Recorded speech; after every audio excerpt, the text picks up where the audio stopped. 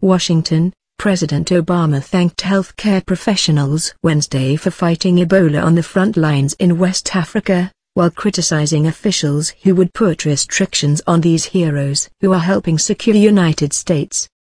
The best way to protect Americans from Ebola is to stop the outbreak at its source, Obama said in an East Room ceremony honoring doctors and nurses who have been or are going to West Africa. If we are not dealing with this problem there, it will come here, Obama said. Referring to unnamed state officials who want to confine or quarantine healthcare workers, Obama decried policies that would avoid leadership and have us running in the opposite direction and hiding under the covers. It makes me a little frustrated. The president lauded his guests for their sense of duty, and of serving a cause greater than themselves. He called them shock troops who should be applauded. And when they come home, Obama said, they deserve to be treated properly. They deserve to be treated like the heroes that they are. Obama and aides have criticized New Jersey, New York and Illinois over quarantine policies for returning workers. These doctors and nurses can help explain the challenge of Ebola to Americans, and how to beat it. We respond with common sense and skill and courage, he said, and not fear, hysteria or misinformation. While people's concerns are understandable, Obama said, there is no reason for panic. It's critical that we remain focused on the facts and on the science.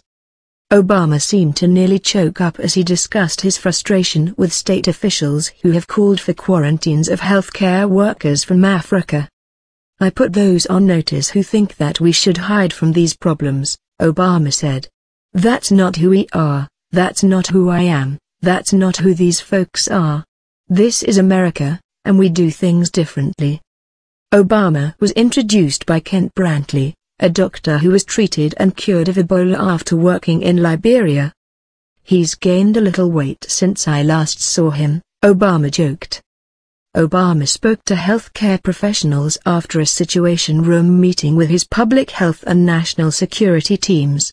The president said his United Nations ambassador, Samantha Power, reported on her recent trip to West Africa, where members of the military are helping build Ebola treatment facilities and supply lines.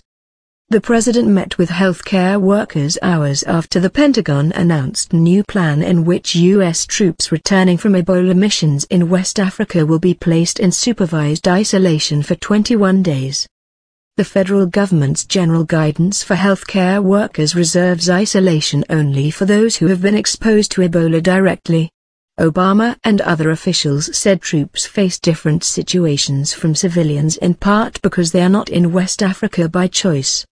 More restrictive treatment of medical professionals by some states may also meet legal challenges. Casey Hickox, the nurse whose detention in Newark last week triggered the federal-state debate, said she plans to stop quarantining herself at her home in Maine, setting up a potential legal battle in the state.